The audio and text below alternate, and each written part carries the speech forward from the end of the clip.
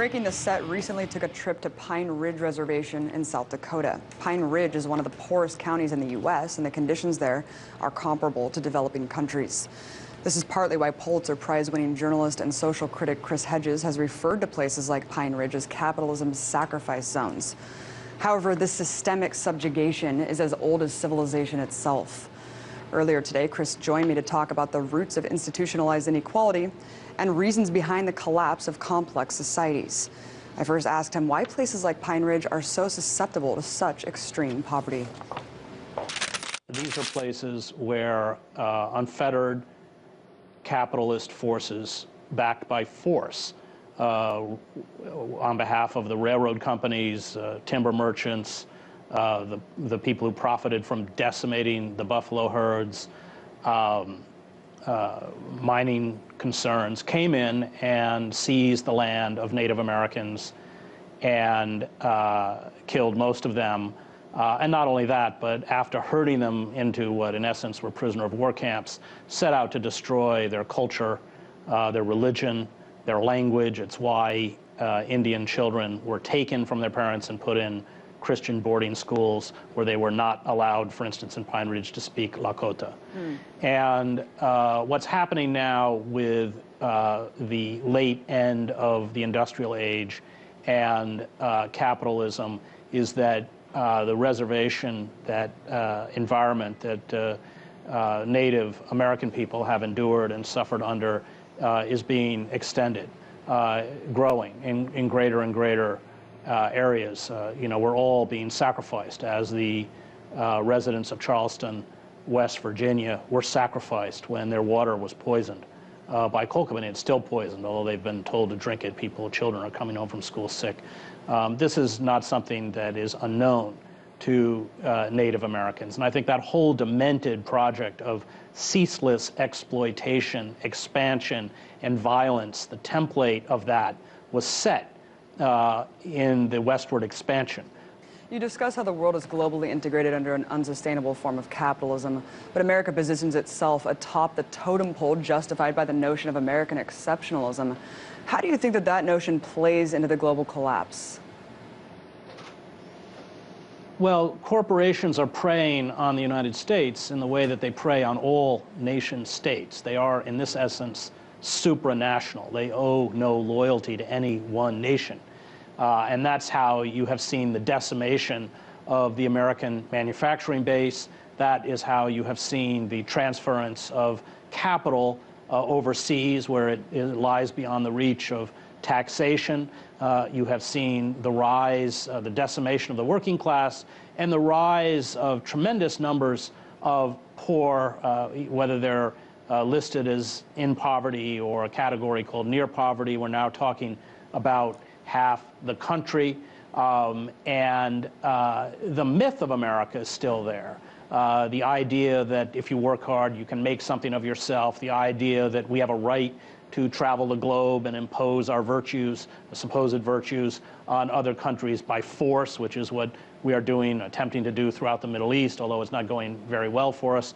But look, you know, imperialism has always been a mask for trade, for business, for control of natural resources. That is true, has been true since the United States began its imperialist expansion with the conquest of the Philippines, Cuba, the control of the Caribbean for sugar, bananas into the Middle East for the control of oil. So what we're seeing is a kind of clash between the myth that America once used to identify itself, and let's not forget that, you know, many of the most fervent supporters of imperialist expansion came from labor unions. I mean, Gompers was at the Versailles Treaty. I mean, all segments of the society are complicit, but these forces, which in essence kind of cannibalize both the natural environment and exploit human labor, and have been doing this on the outer reaches of empire for decades, are now being done internally, just as it was done in the original conquest of the United States against Native Americans. You talk about the impending environmental catastrophes and also severe economic uncertainty on the horizon. Why do you think there's no sense of urgency on a large scale to address these troubling trends? Well, because they're not reported. The commercial media is about bread and circus. It's about spectacle. It's about celebrity gossip. It's about the Super Bowl. I mean, every week it's something new. You know, if we had a responsible media, especially a broadcast media, we would understand that climate change at this point is an emergency. You know, at this point, the effects of climate change are unstoppable. And if we don't radically reconfigure our relationship with the ecosystem very, very quickly, the human species itself is in jeopardy. And you can look at the World Bank report on climate change, Turn Up the Heat. The World Bank can hardly be accused of being a radical organization, and they speak at the end of that report in utterly apocalyptic terms. So, you know, scientists, especially people who study climate change, they know very well what's happening, and yet we're not hearing their voices. We are mesmerized by electronic hallucinations, and that's, of course, how corporations want it. When 40% of the summer Arctic sea ice melts, corporations like Shell Oil look at the death throes of our planet as a business opportunity, and they run up and drop $500 million drill bits down into the Arctic Sea. I think what we have seen is a kind of iron control of the systems of information by corporate power, who are determined to exploit and exploit and exploit until collapse. And now we're, of course, about to see, in all likelihood, the president approve the northern leg of the Keystone or XL pipeline. So it's an uninformed public. It's a public which has been diverted. Their emotional and intellectual energy has been invested into spectacle, coupled with a kind of ruthless corporate totalitarianism that thinks only in terms of quarterly profit and has absolutely no concern for not only the common good, but the very sustenance of the ecosystem that might provide some kind of decent and acceptable living standards for future generations.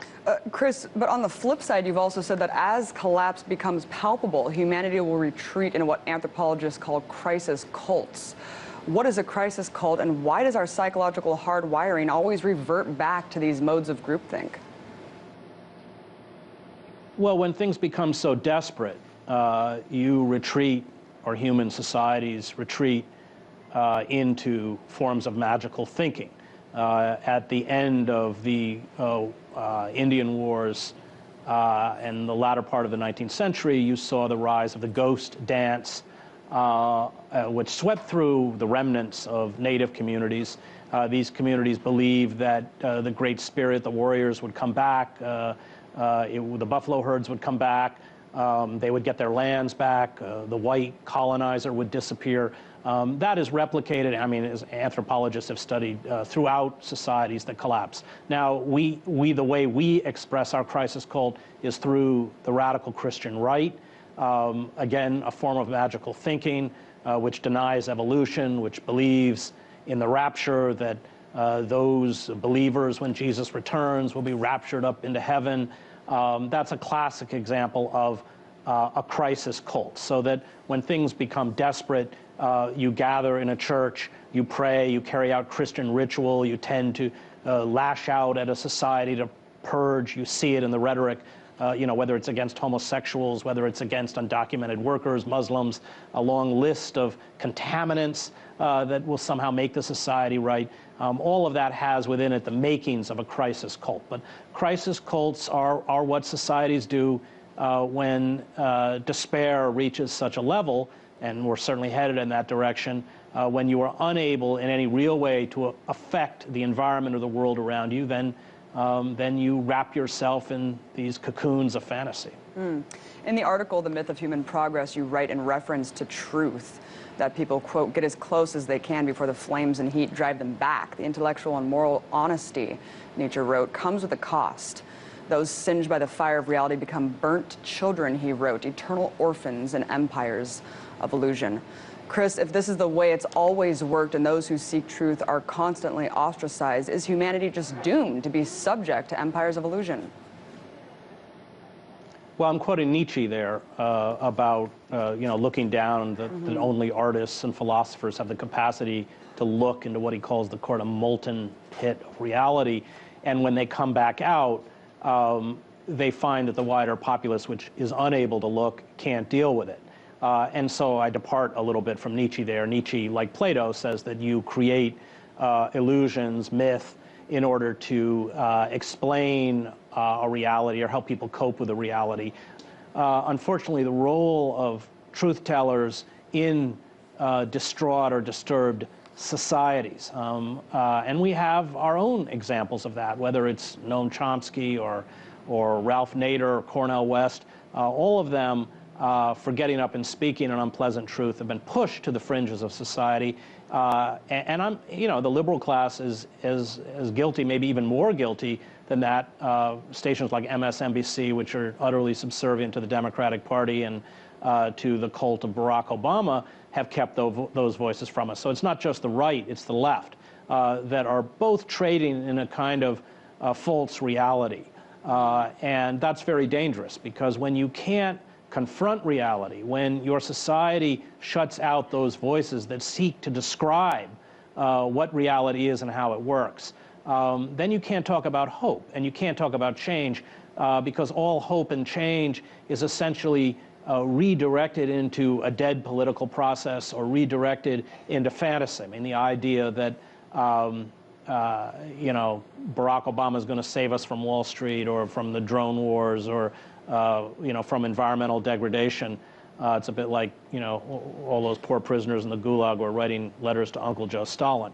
And that is symptomatic, and I think the United States would be probably a good example of an empire in serious decay and decline. These are qualities that are symptomatic of a society that can no longer has the intellectual and moral health to face hard facts and readjust and carry out forms of self-criticism and self-correction.